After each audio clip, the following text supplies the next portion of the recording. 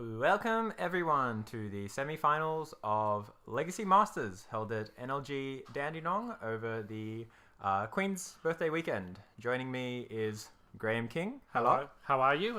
We're looking at two regulars of the Thursday night magic scene in Melbourne. Stephen Stamopoulos, known for his work with you on the Salt Mine, and Michael Webb, who has had quite a few strong finishes with his Ad Nauseam Tendrils deck, which he's on today as well. Yeah, so we've seen Steve quite a bit already in one of the other rounds against Sin on Rug. So we won't run through his list too much. We know it's the Tombstalker Delver list that we've been looking on. Webb, though, has been really the powerhouse of Storm in Melbourne. He's probably one of the top players, and he's always had consistent finishes. He has a lot of videos on YouTube as well of him playing through a lot of lines. They're really, really good to see. Just explaining the thought process of what he goes through and what to play around. Yeah. Also just a great guy. Good guy to have a banter and a beer with, right? Michael Webb. Absolutely. Yeah. Interesting on how he made it here. I, on Food Chain, actually played him back in round 5. And Ant is one of my worst matchups with my deck, so I sat down and offered him an ID, which he was a little bit scared of the last time I played him and had 7 sideboard cards against him in one game. Yes, he tells me of the seeing double Mindbreak Trap and Force of Will and Flusterstorm and everything. So he tells me of the bad memories that you have given him, and hence he was very happy to take that ID. And you guys kicked out one of the Camberians because of you screwing up all the breakers. Yeah, both won out and both top 8'd, so he would have been quite happy to be here. So just going through his list quickly, we've got the usual cantrips. There's only 2 preordains in this particular list. I think the big thing with Webb's list is that he's kept green. Compared to a lot of Ant lists post-Miracles that decided to cut green because there's no counterbalance anymore. Webb still feeling that Xanted Swarm and Abrupt Decay are still very reasonable. Yeah, he doesn't have the full 4 of Abrupt Decay in the main, in the sideboard I should say, has gone down to just the 2. Also, he's playing the more resilient 2 Bastion Flames build just to play around a little bit of counter magic there as well. Yeah, exactly. I know himself and one of our other Storm aficionados, Jesse Bartel, both really love, of course, having 2 Past in Flames to grind through the many Delver decks that have been appearing in Melbourne. Delver, one of the most prominent archetype in the Legacy Masters event, actually. And you can catch my write-up of that on the internet, wherever it is. But anyway, looks like each of them are drawing their hands. I think... who was on the play here? I think Steve is on the play. Is that correct? Yeah. Michael and me both finished 7th and 8th respectively. So everyone else is going to be better than us. Yeah. So Steve on the play here, exactly where a Delver deck wants to be, right? He can hold up a turn 1 Stifle. He can jam his turn 1 Delver and have Daze back up. So definitely, this is where he wants to be, and Webb is the one who has his back against the wall. Yeah. This matchup actually has a really play-draw kind of dynamic a lot of the time. Yeah. From my own experience with Delver, I found it really interesting that you will get more value out of your deck in terms of winning lines by just aggressively countering the early cantrips and not letting the deck sculpt its hand rather than trying to hold up a critical massive counter spells and waiting for the end of the game when they're trying to go off, because when they go off they almost leave with 1 or 2 discard spells and just leaves you behind. So it's letting them not get to the point where they want to go off. And Stifle obviously has that hidden mode that everyone likes, of being able to hit the Storm trigger if you get the chance as well. Yeah, definitely. I think especially, and I know Steve knows this quite well, as you said, there's an expiration date on these dazes, right? And these soft counters, and you can use these though on your opponent's cantrips in particular. So let's say Webb goes for a turn 1 Preordain, a turn 1 Ponder. I would be super happy as Steve if I could snap off the daze in my hand and counter that. And that might be exactly what is happening. Absolutely. Let's go ahead. Let's go ahead. So I'm not a huge fan of this, because the reason is he has Deathrite. He has Deathrite on board. He can actually do 2 things next turn. He can hold up the Delver and also hold up that stifle. Play the Delver and hold up that stifle. So I'm not sure if there's anything else in his hand. I mean, he has a Fatal Push, which is very lackluster. Like that's not really a card that he wants to be drawing at all in this matchup. So absolutely not. So Stevens fetches in. I don't know when he does it. When he gets priority, apparently. Yeah. So I think there's a stifle in response to the fetch. It's fetch just here. that Michael hasn't announced his fetch yet, so I think got a little bit of confusion. I think he was going to like fetch there, and he wasn't. He was kind of indicating there. So Steve going for the full value.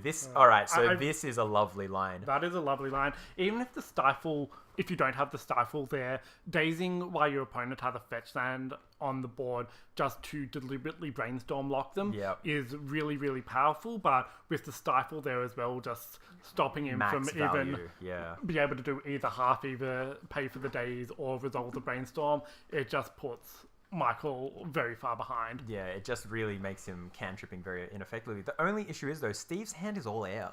It's just a lightning bolt and a fatal push now, so he needs to kill Mike fast. And that, I think, is going to be his plan. I wouldn't be surprised to see a Deathrite eating something now and then a bolt to the face. I mean, it's a pretty fast clock. He's down to 10 next turn. Absolutely, and just flipping the Delver off the lightning bolt is really nice as well. Yep. Michael following up with another brainstorm off that island there. Yep, so Mike here again. So he looks like he has a lot of rituals in hand from what I can see. Mike Webb, horrendously known for his mismatching dark ritual arts, always, which never ceases to tilt me. But so they're doing the work of tilting the opponent rather than himself. Yes, exactly. He loves the variety. But I think he also has mismatching Past in Flames as well now that the new art was printed. But yeah, that's an FBB Underground Sea.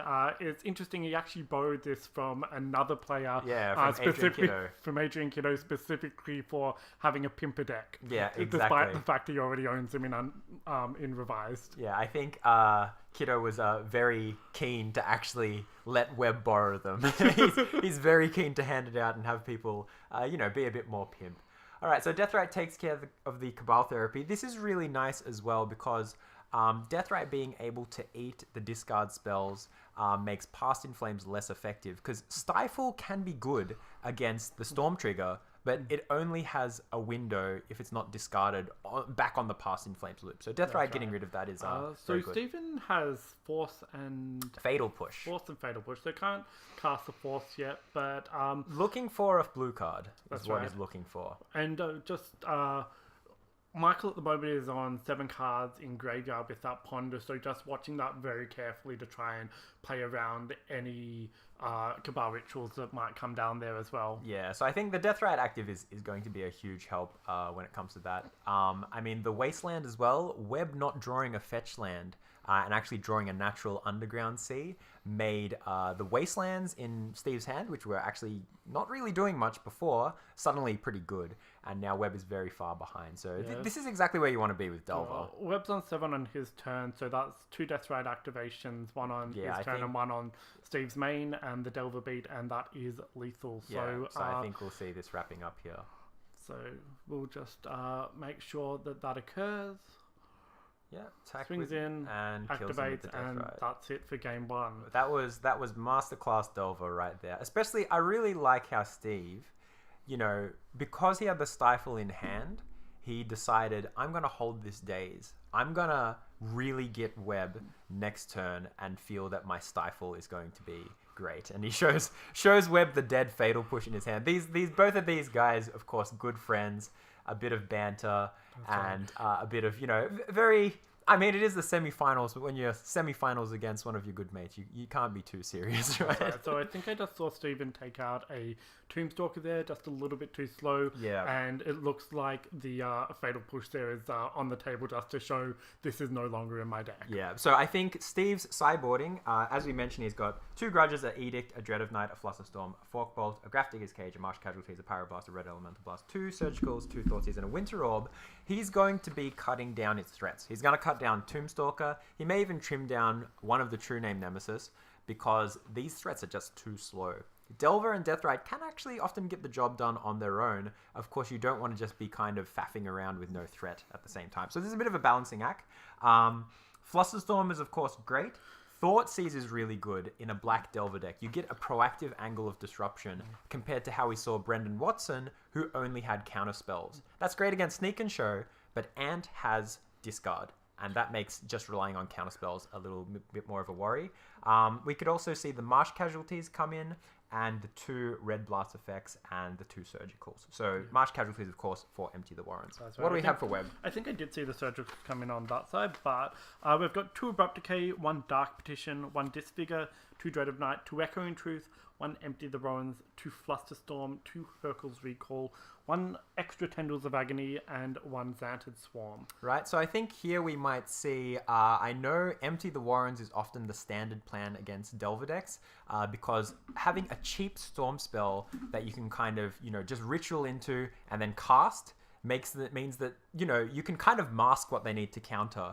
There's no Infernal Tutor or anything. And for the same reason, I think the second Tendril of Agony is coming in for easier natural storm kills. Yeah, I think the Flusterstorms, I wouldn't be surprised if I saw them just to have a battle on the stack. Yep. Xantid Swarm is a bit iffy, because if Steve leaves in some Lightning Bolts, they can become a big liability. So I don't think Webb will be bringing them in. I'm not imagining the Abrupt Decays coming in either. They don't really have permanent-based hate pieces, which is what you really want to use them for rather than the actual creatures themselves. The only thing is, against Delver, sometimes they're trimming down their threats and relying on a singular Delver to get there, and Abrupt Decay and Disfigure can be somewhat reasonable. It depends how many cards Webb has to board out, really. I think he'll be trimming maybe an Ad Nauseam, maybe trimming a Past in Flames, because more graveyard hate becomes an issue, so you can trim down on those, and maybe trimming a Preordains. That's only really 4 slots that he can really work with. So, you can't dismantle the machine of Storm. You can't dig too deep into cutting rituals and things like that. And that's one of always the problems that the engine combo decks have. You still need to make sure your engine operates in the post-board situations. Yeah, exactly. So I know Webb himself probably knows what he's doing, though. He's been playing Storm a while. He knows how to sideboard and deal with Delver decks that he's been playing against for quite a bit of time. All right, so Webb will be on the play, I think. So players drawing up their hands. Just having a quick look at what they've got to work with. That's a lot of brainstorms on Steven's side. Ooh, imagine a Cabal Therapy on that. A Force of Will and Underground Sea. Yep, so I think Steve is keeping. This is the usual, I have no threat, but I'm leaning on my brainstorm kind of keep.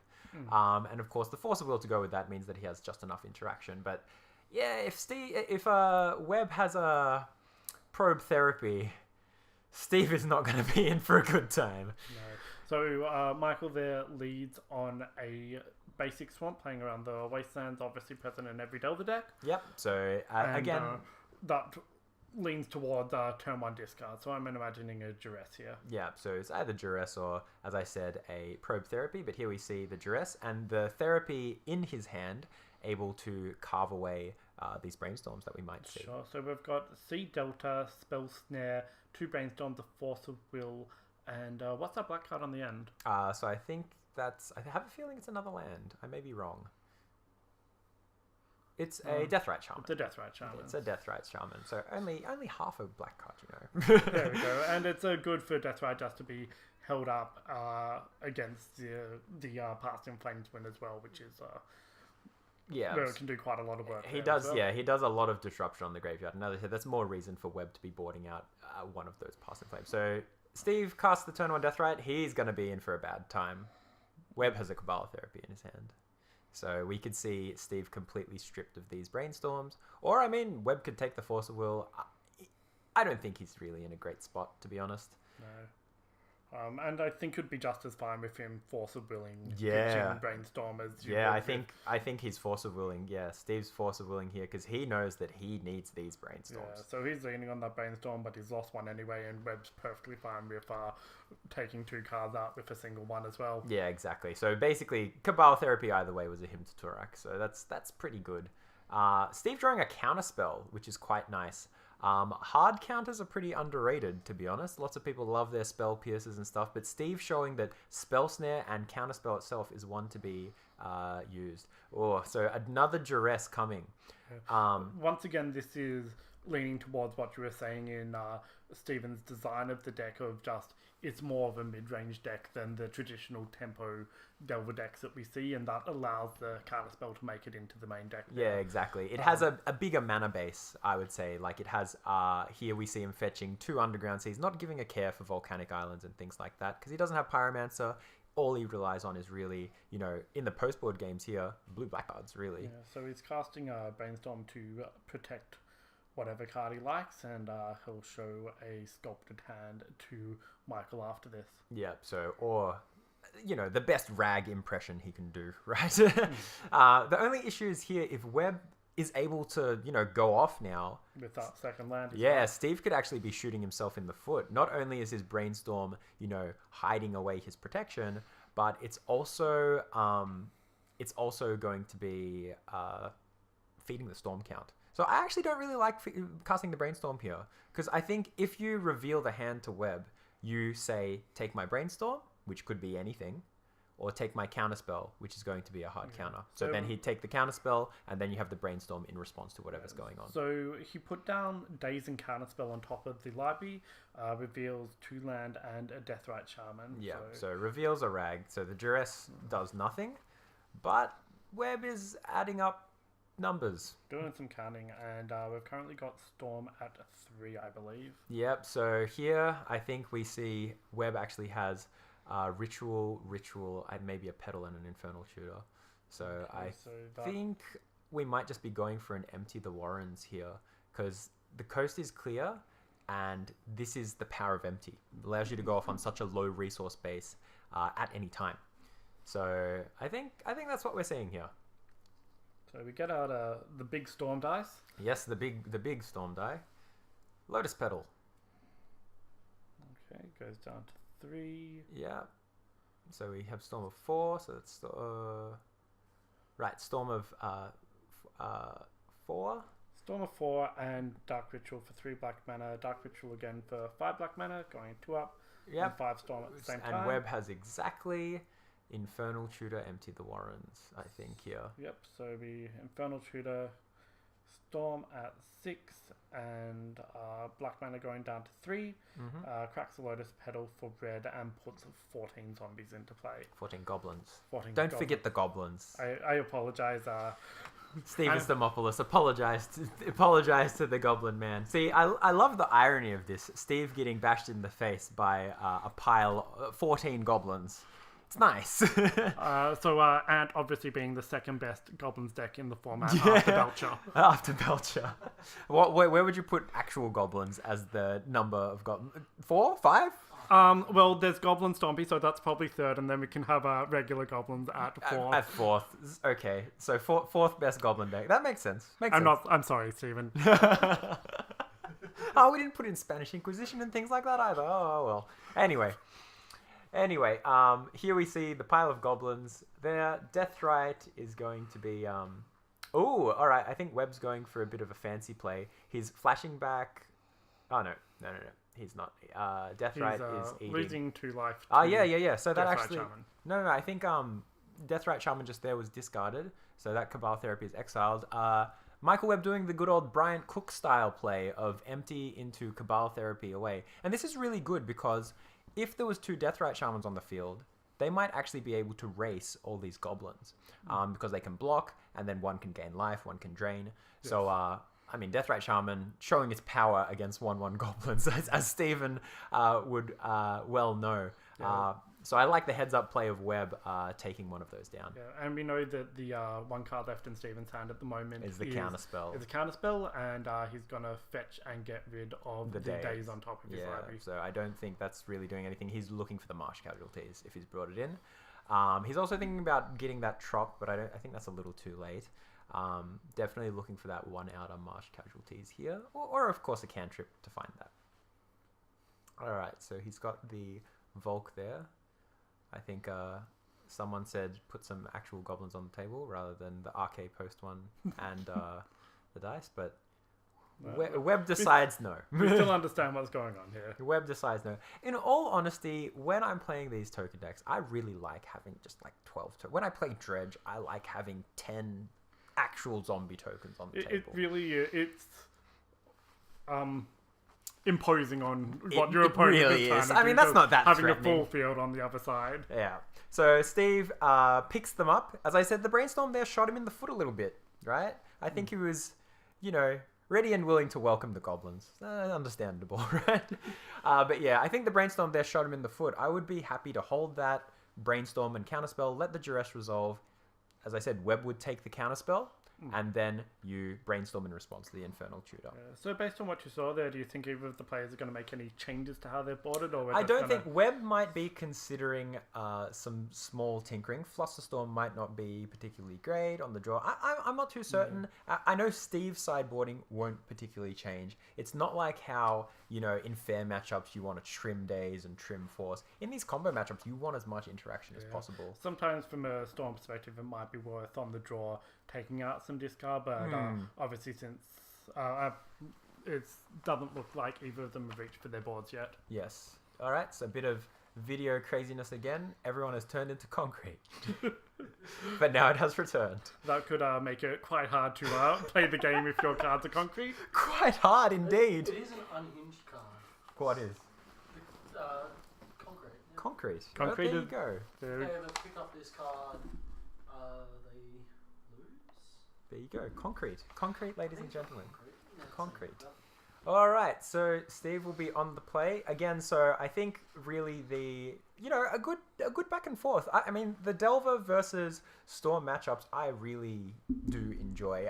There's a lot of play, not really on the board, but a bit of mind games, a bit of play within each player's hands. Really, is where all the interaction is going on. But there we see Webb, with all those discard spells really stripping away everything Steve had. So Stephen has had a look at the first one. There was quite a lot of spells, but no real interaction there, so he's gone for the mulligan. That makes sense. And Michael has kept his 7. Yeah. I mean, sometimes you're really looking for some very specific hands against Storm. I mean, you want that early threat, ideally, but you do need, of course, interaction. Yep. So I think we see a Marsh Casualties. Ooh, that's a no-lander again. All right. So that's a bit unfortunate. I mean, Delver can win off a mull to 5, but only the most aggressive draws tend to win off the mulligan to 5. And it's something that Storm can truly capitalize on, just any opponent having a weaker hand. Yeah, especially with so much discard. Especially, you need a critical... One counterspell is not enough. Ad nauseam Tendrils is designed to beat Force of Will. And really, you need a diverse amount of hate against it. And, I mean, it looks like Steve... that might be a Delver in a Daze. So Delver Days 3 land, I think. Well, this is serviceable. And a Wasteland. This could get the ball rolling. Yeah, so there's Fetch Land Wasteland left over, but if that Delver does an early flip, which Stephen has already looked at what the top card was, do you see whether you kept that or not? I cannot remember, but let's hope Delver flips. We'll find out shortly. But yeah, again, we might see the same play pattern here. Turn 1 Delver, Webb's going to cantrip, and then we might see whatever cantrip is going to hit a Daze, which I think is reasonable. I think Daze gets played out regardless here. Yeah.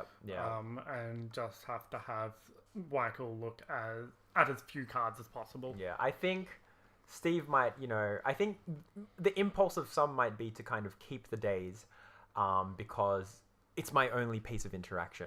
But Daze isn't really a great piece of interaction against Storm. It's great in the early game where you can tag some cantrips, but otherwise it's pretty medium when they're going off with Storm. Usually they're not bottlenecked on 1 mana. They're bottlenecked on much more mana. Steve letting this Daze resolve. All right, so I think he's hoping his Wasteland is going to make that Daze reasonable, but, I'm not sure if that's going to be the case with Webb fetching that nice beta island. Yeah, Michael has been playing around the Wasteland very for all of effectively. these games. I mean, Ant is really, really good at playing around the Delver's Wasteland deck. If anything, it's been well designed to fight against And even Delver. with most decks only having 3 basics in them. This one actually only having 2. Yeah, I think It's something whereby they don't need to have more than that in their deck. They can cast every relevant spell in their deck. Wow, with so just Steve's drawing a big one here. We've got a Thoughtseize off the top. That's a really good piece to draw. So we've got Lotus Petal, Ponder, a Cabal Ritual, a Dark Ritual, and an Infernal Tutor here. Stephen taking the Infernal Tutor, which is interesting. I think he can't really go off until he's gotten rid of those Ponders. Yeah, I wonder if you feel like you take the Ponder here just to really stop him sculpting anything. I mean, imagine if Steve dazed that first cantrip and then Thoughtseize the next cantrip. You know, Webb's not doing much, right? Delver could steal the game away. Did manage to draw a second land off the top, which is good for him. So, the moment Michael has everything he needs to win in his hand, he just needs to firstly have a look at what Stephen is playing with, because he doesn't want to accidentally lose the game to a well-placed counterspell. Yeah, I think a Flusterstorm is something to fear here, perhaps. Yeah, and then secondly, he, as long as he can resolve that tutor, I think he's got the game here. All right, so Delver not flipping. I think there was a land. Why did Delver not flip last turn? I'm not sure. If we had the Thoughtseize. That was Thoughtseize off the top, so I'm unless there was the Thoughtseize in the hand. Anyway, double Delver. This is Webb's under pressure if these guys flip. All right, so it looks like that was a draw Webb got there. Was that a Flusterstorm or? Right, he's gonna fetch. We'll find out in a few moments. Yeah, he's gonna fetch. I imagine here. Looking for a black source, so I guess he's getting an Underground Sea since he has to fetch off that Scalding Tarn. Yep, cast the Underground Sea, and I imagine we'll see the last Ponder here. Yep. So last Ponder, perhaps even into a kill, I think we could see. Because Webb really has a pretty, there's petals, there's rituals, he just needs to kind of empty his hand. And I mean, finding an LED would mean he can basically just win. Alright. So yeah, as you said, Graham, he's just clearing the way there. Both the dress and double petal comes out. Yeah, so even though Steve has the Wasteland, no shortage of black mana for Webb in this case. And looks like he's actually just doing the numbers here. Counting up, make sure he's got enough there. Yep. And I think we're about to see this Ponder get cast. Yep. So it looks like he's got enough there. Yeah, looks like he's got enough. So it looks like there'll be petal. Yep.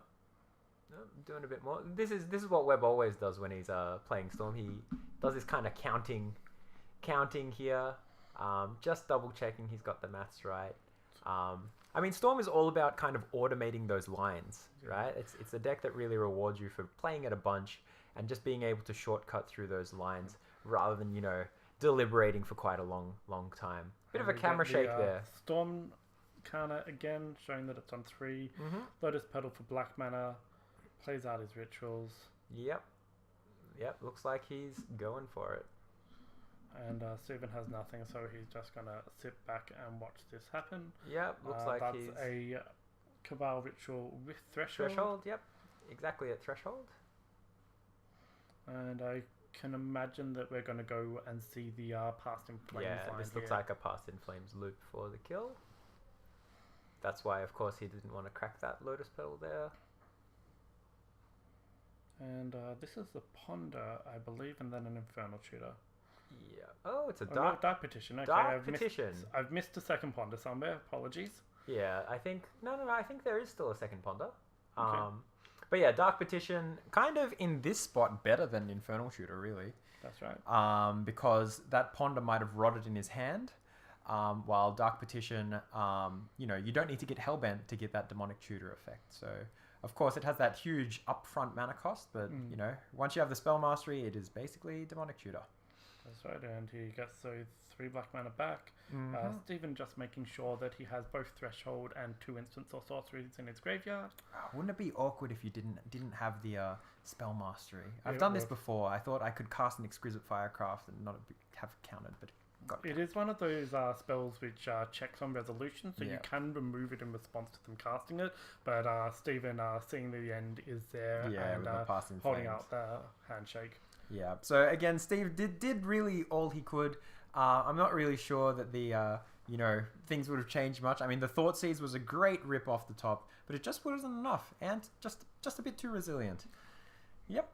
Anyway, both well played on both sides, and we're going to go into the grand finals, which is Michael Webb, our winner just there, versus Paddy Robinson, who we saw a couple of times earlier on the Cameron. Yep. See you then.